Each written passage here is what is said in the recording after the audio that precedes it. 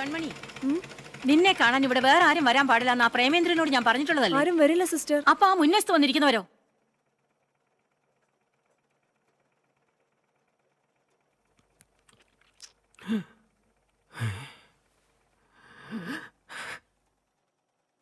அடேங்கப்பா, எப்படி வளர்ந்துட்டா! என்ன அழகு! அக்கா பாரு, இது என்ன மயிலா இல்ல வானவில்லா? கண்மணி, என்ன உனக்கு ஞாபகம் இருக்கா? நான் உன் சித்திடி, உன் அம்மாவோட தங்கச்சி வளர்மதி சித்தி. காணாம போச்சு. எத்தனை வருஷம் ஆச்சு, எப்படியக்கா தெரியும்? கண்ணே, நான் உன் மாமா, உன் முறை மாப்பிள்ளை வெற்றிவேல் சுந்தரபாண்டியன். கண்ணே, நீ ஊர்ல இருந்திருந்தா இப்ப பொண்டாட்டி சொர்ண 5-6 குழந்தைகளை பெத்துக்கிட்டு மஞ்சள் குங்குமத்தோட ஜம்முன்னு இருந்திருப்ப. ராமனுடைய சீத மாதிரி இல்லக்கா? എന്താണ് നിന്ന് പരുങ്ങുന്നത്? മുറച്ചെറുക്കനെയും ചിത്തിയും കണ്ടില്ലേ? നീ ആശാരി ചെറുക്കന്റെ വാക്കും കേട്ട് കുറെ നാളായിട്ട് എന്നെ ഫുള്ളാക്കിയായിരുന്നല്ലോ. അത് കർത്താവ് കണ്ടു. ഞാൻ ഈ പള്ളിയിൽ പോകുന്നതും പ്രാർത്ഥിക്കുന്നതൊന്നും വെറുതെ അല്ല. ചീത്ത പറയരുത് റോയ് സാർ. മലയാള എനക്കും കുറച്ച് ശരിയും. സിസ്റ്റർ, ഊരിലെ എനിക്ക് പട്ടാസ് ബിസിനസ്, പട്ടാസിന്റെ പടക്കം വെടി, അതിന്റെ சேல்ஸுக்காக പീരുമേട്, മുണ്ടക്കയം, കാഞ്ചനപ്പള്ളി, കോട്ടയം இந்த இடங்கள்லாம் நான் வந்திருக்கேன். സേലത്തെ പോലീസ് സ്റ്റേഷനിൽ നിന്ന് എന്റെ അഡ്രസ്സും തേടി പിടിച്ച് രാവിലെ വീട്ടിലെത്തിയവരാണ് ഇവരെ. ആ പാവം സിഡിക്കാരൻ പയ്യനെ തെളിവെടുപ്പിനെന്നും പറഞ്ഞ് തമിഴ്നാട് മുഴുവൻ കൊണ്ട് കിടന്ന് കറക്കിയില്ലേ, അതിന്റെ തുമ്പും പിടിച്ച് വന്നതാ. എനിക്ക് ഇവരാരും അറിയില്ല, ആരെയും കാണാൻ വേണ്ട. கண்மணி கண்மணி நில்ல. ஐயோ, இவளுக்கு எதுவுமே ஞாபகம் இல்லடா, நீ சொல்லு. அன்னைக்கு உனக்கு 7 வயசு. மாரியம்மன் கோயில்ல திருவிழாக்கு போகும்போது பெலூன் வேணும்னு கேட்டப்போ நான் உனக்கு செருப்பு வாங்கி கொடுத்தேன். அது உன் காலுக்கு பெருசு. நான் திருடிட்டு வந்தேன்னு சொல்லி நீ அதை தூக்கி எறிஞ்சிட்ட. ஞாபகம் இருக்கா? ஞாபகம் இல்லக்கா? அடியே, தக்காளி ரசத்தை தேங்காய் எண்ணெய் நினைச்சு தலையில வச்சு குளிக்க போனியே, அதாவது ஞாபகம் இருக்கா? அப்பாவுக்கு வச்ச ரசமா? ஆமா. இவ அப்பா சைக்கிள் ரிக்ஷாக்காரை. ரிக்ஷா ஓட்டாம மில்லி போட்டு சத்து போச்சு. பின்ன வீட்டு செலவுக்க நான் நோக்கி. இவ அம்மா என் அக்கா இவளை பெத்த போது ஆசிரமத்துல சக்தி மாதாஸ்ரீ முனியம்மா என்ன சொன்னேன் தெரியுமா? சொல்லக்கா. இவ உனக்குத்தான். இவளை கல்யாணம் பண்ணா இந்த ஜென்மத்துல இவன் ராஜா இல்லன்னா பிச்சைக்காரன். அப்படி ஆசையோடு இருக்கும்போது அந்த மூதேவி அக்கா இவளை எங்கே கொண்டு போய் வித்துட்டான். நான் சும்மா பழனிக்கு போட்டு வரும்போது அந்த பாவி அக்கா தீ கொளுத்தி சத்து போச்சு. சிஸ்டர், அன்னையில இருந்து நாங்க இவளை தேடிட்டு இருக்கோம். முனியம்மா பொண்ணியம் அவர் சொன்ன மாதிரி உன்னை உயிரோட அழகோட என் முன்னாடியே கொண்டு நிறுத்திட்டேன். அப்பப்பா, இதென்ன மாதள பழமோ இல்லை மாங்கனியா? പ്ലീസ്, നിങ്ങൾ അവിടെ പോയിരിക്കണം. டேய் வாடா.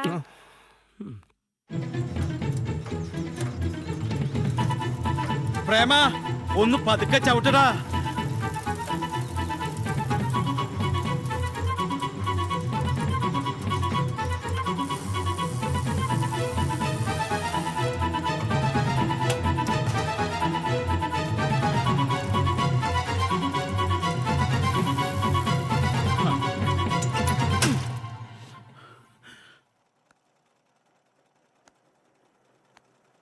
വളർമതി ചിത്തി, സുന്ദരമാമ, ആ പേരുകൾ ഞാൻ കേട്ടിട്ടുണ്ട്. പക്ഷെ അത് ഇവര് തന്നെയാണോ ചോദിച്ചു കഴിഞ്ഞാ എനിക്കറിയില്ല. ചിലപ്പോൾ ഈ മാമനെ പേടിച്ചിട്ടാവാം അമ്മേനെ റോയ് സാറിന്റെ വീട്ടിലാക്കിയിട്ട് പോയത്. ഇവര് പറഞ്ഞ നേരാണെങ്കിൽ മരിക്കണമെന്ന് അമ്മ അന്നേ തീരുമാനിച്ചിട്ടുണ്ടാവും. അന്ന് തിരിച്ചു പോകുമ്പോ അമ്മ കരഞ്ഞിരുന്നു. എനിക്ക് ഓർമ്മയുണ്ട്. ഗേറ്റ് കടക്കുന്നിടം വരെ തിരിഞ്ഞു നോക്കി.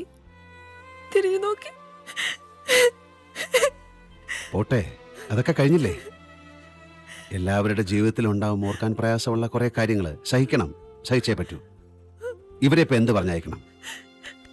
ഞാൻ പോവില്ല, എനിക്ക് ആരെയും വിശ്വാസമില്ല. എന്നെ പറഞ്ഞയക്കരുത്. മതി. ഞാൻ പറഞ്ഞോളാം. அந்த அழகான அலமேலுக்கு தீப்பெட்டி பிசினஸ், எனக்கு படக்க பிசினஸ். നല്ല പൊരുത്തം. പടക്കവും തീപ്പെട്ടിയും കമ്പനി ഇപ്പോഴും இருக்கு. அலமேலுக்கு ஹஸ்பண்ட் இல்லாம ஒரு குழந்தை இருக்கு.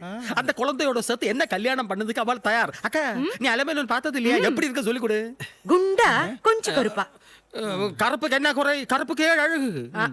அவளை இவன் கல்யாணம் பண்ணலாம் நினைக்கும் போது சக்தி மாதா முனியம்மா சொன்னாங்க, சுந்தரபாண்டி நீ தப்பு பண்ண கூடாது, அவளை மறந்துடுன்னு. சொன்னது முனியம்மா அல்லவா? அவர் என் குடும்பத்துக்கு குலதெய்வம். சொன்ன மாதிரி அவர் சொன்னா, சுந்தரபாண்டி ஒரு தாலி நீ எப்பவுமே கையில வச்சுக்கோ. கண்மணியை பார்த்தவுடன் நீ தாலி கட்டிடு. அன்னையில இருந்து ஒரு தாலி எப்பவுமே என் பாக்கெட்ல இருக்கு. பாத்தீங்களா? தம்பி, என்னாச்சு? தாலி இங்க வச்சு கட்டணுமா, மண்டபத்தில் வச்சு கட்டணுமா, கோயிலில் வச்சு கட்டணுமா? சீக்கிரம் சொல்லி தொலை. என்னச்சு துடியா துடிக்குது? നിങ്ങൾ പൊയ്ക്കോളൂ, അവൾ എങ്ങോട്ടും വരുന്നില്ല. என்ன சொன்ன என் கண்மணி இங்க விட்டுட்டு வெறும் தாலியோட திரும்பி போறதுக்கு நான் என்ன இழிச்சு வாயனா? ഇത്രയും കാലം ഒരു മാമനും മാമിയും ഉണ്ടായിരുന്നില്ലല്ലോ, ഇനി അങ്ങനെ തന്നെ മതി. ഏയ്, அது சொல்றதுக்கு நீ யார்? நான் யாருன்னு தெரியுமா? இங்க வா. பாண்டி பாண்டி இப்ப போ, இவனை அழுத்திரி பேசுக. ஐய், போயா. அதை விட பேசுகு. டாய். உன் ஐடியா எனக்கு புரிஞ்சு போச்சு அக்கா. என் தங்க கட்டி கண்மணியே அது இதுன்னு சொல்லி காதல் நாடகம் ஆடி மயக்கி பிரெயின் வாஷ் பண்ணி ஸ்டார் ஹோட்டல்ல வியாபாரம் பண்ண பாக்குறீங்கடா முட்டா. മര്യാദയ്ക്ക് പറഞ്ഞാൽ മനസ്സിലാവില്ലടാ. ഇതിന്റെ പൊട്ടാസ് വിൽക്കുന്ന മാർക്കറ്റല്ല, നല്ല കുടുംബ പെണ്ണുങ്ങൾ വേല ചെയ്യற ഇടം. ഇങ്ങ വന്ന് വാലാട്ടിന മാമൻ സിത്തി എല്ലാത്തിനും അടിച്ച് തൊലച്ചിടുവേൻ. ജാഗ്രത. அக்கா வண்டியிலேயே நாங்க போறோம். സ്പീഡാ വിട്ടിട്ട് മിസ്റ്റർ പ്രേമേന്ദ്രൻ, ഇങ്ങനെ പ്രോബ്ലം ഉള്ള ഒരു കുട്ടിയെ ഇനി ഇവിടെ അക്കോമഡേറ്റ് ചെയ്യാൻ ബുദ്ധിമുട്ടാണ്. ഒരു ബുദ്ധിമുട്ടുമില്ല.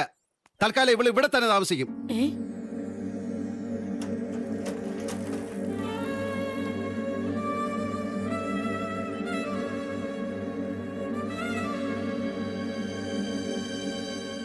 നമുക്ക് ഈ നാട് വിട്ടു പോയാലോ മാഷേ?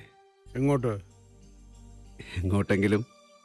നമ്മൾ രണ്ടുപേരും എവിടെയാണോ അവിടെയാണല്ലോ നമ്മുടെ നാട്. ഏതായാലും താമസിക്കാനായി പുതിയൊരു വീടെടുക്കണം. അതിവിടെ വേണ്ടാന്ന് വെച്ചാ പോരെ.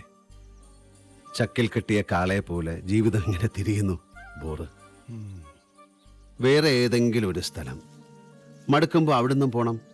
അങ്ങനെ ഇനിയുള്ള കാലം ദേശാടന കിളികളായി നമുക്കങ്ങനെ പറന്ന് പറന്ന് നടക്കാം. മനസ്സ് വല്ലാതെ വേദനിക്കുന്നുണ്ടല്ലേ? വേദനയല്ല മാഷേ, അസ്വസ്ഥത. ഒന്നിന് പിറകെ ഒന്നായി ഓരോ പ്രശ്നങ്ങൾ. ഒരു മാറ്റം വേണം. നീ തീരുമാനിച്ചാ മതി. ആ കൺമണിയെ സുരക്ഷിതമായി എവിടെയെങ്കിലും ഒരിടത്താക്കണം.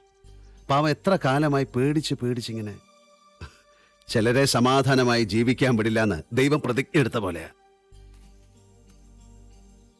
ഞാനൊരു കാര്യം ചെയ്യട്ടെ മാഷേ, നമ്മുടെ ശിവനെ ഒന്ന് പോയി കാണട്ടെ. ശിവൻ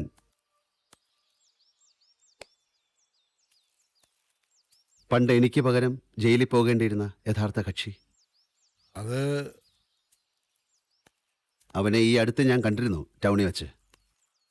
പഴയ കാര്യങ്ങൾ ഓർമ്മിപ്പിക്കേണ്ടെന്ന് വിചാരിച്ച മാഷിനോട് പറയായിരുന്നത്. അവൻ ഗൾഫൊക്കെ ഉപേക്ഷിച്ച് പോന്നു.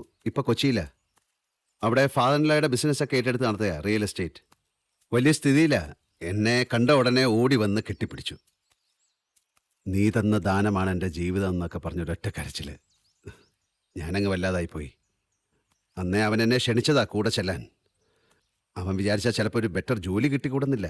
വേണ്ട മോനെ, ഈ കാണുമ്പം പറയുന്ന സ്നേഹമൊന്നും ഒരാവശ്യം വരുമ്പോൾ ഉണ്ടാവില്ല. ശരിയായിരിക്കാം. എല്ലാവരും അങ്ങനെ ആവണമെന്നില്ലല്ലോ. എനിക്ക് തോന്നുന്നു അവൻ്റെ മനസ്സിൽ ഇപ്പോഴും ആ വിങ്ങലുണ്ടെന്ന്. നമുക്ക് എന്തെങ്കിലും ഒരു സഹായം ചെയ്യാൻ സാധിച്ചാൽ ചിലപ്പോൾ അത് അവനൊരു ആശ്വാസമായല്ലോ. എന്തോ എനിക്കിപ്പോൾ ആരെയും വിശ്വസിക്കാൻ തോന്നുന്നില്ല. നമുക്കൊന്ന് വിശ്വസിച്ച് നോക്കാം. ജോലി എന്തെങ്കിലും ശരിയാവുകയാണെങ്കിൽ ഞാനൊരു താമസ സ്ഥലം കൂടെ നോക്കിയിട്ടേ തിരിച്ചു വരൂ. ആരോടും പറയുന്നില്ല. പറഞ്ഞാൽ പിന്നെ എന്തിനാ ഏതിനാന്നൊക്കെ വിശദീകരിക്കേണ്ടി വരും. ഇത് നമ്മൾ മാത്രം അറിയുന്ന ഒരു കുഞ്ഞു സീക്രട്ട്. സമ്മതിച്ചോ? പോയി വാ.